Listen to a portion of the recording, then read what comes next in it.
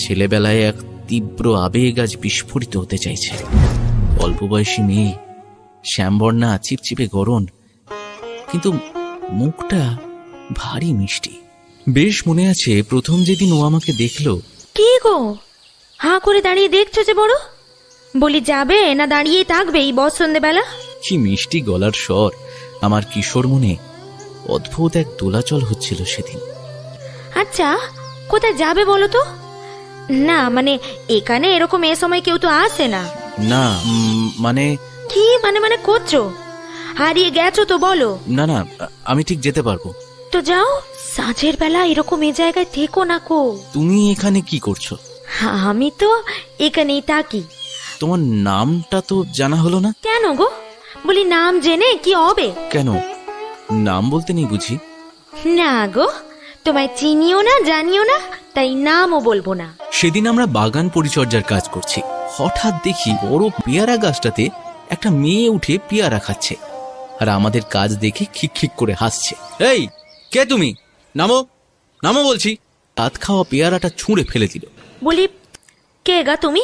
হ্যাঁ, খালি খালি আমার সামনে এসে পড়ছো যে? আরে তুমি? সেই জন্যই তো বলছি, আমার সামনে খালি খালি এসে পড়ছো কেন? বলি কোনো কাজ বাজ নেই? মানে এটাই তো কাজ, তুমি এরকম অন্যের কাছে উঠেছো কেন? কেন উঠেছি বলতে হবে গো। কে আমার এলো রে? এমন করে বলছো যেন তোমার গাছ। সে যাই হোক, এখন এই বাগানের দায়িত্ব আমার উপর, জানো না? এরকম না বলে গাছে উঠে ফল টল খাওয়া ঠিক নয়।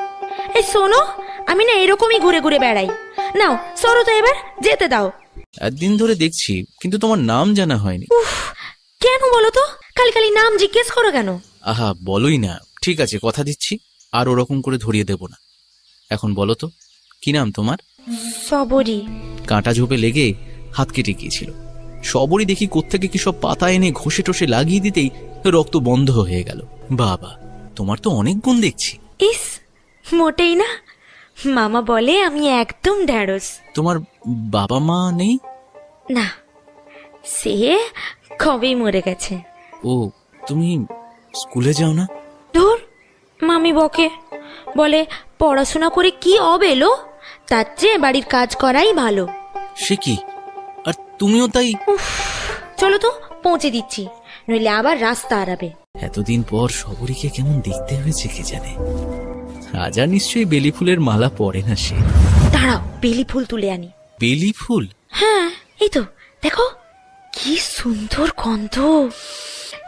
বেলি ফুল বুঝি তোমার খুব প্রিয়? হ্যাঁ, খুব। সজোরে একটা ঢিল এসে কপালে লাগলো। সামনে তাকাতেই দেখি সেই পাগলি, গা ভর্তি ময়লা, মুখে কুৎসিত চর্মরোগের দাগ।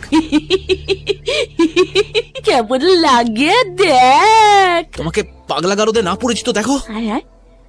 এ বাড়ির কেউ পারেনি, তুই কি পারবি রে? এ বাড়ির মানে? ফেনা ভাত দেয় না ওরা, খালি মারে।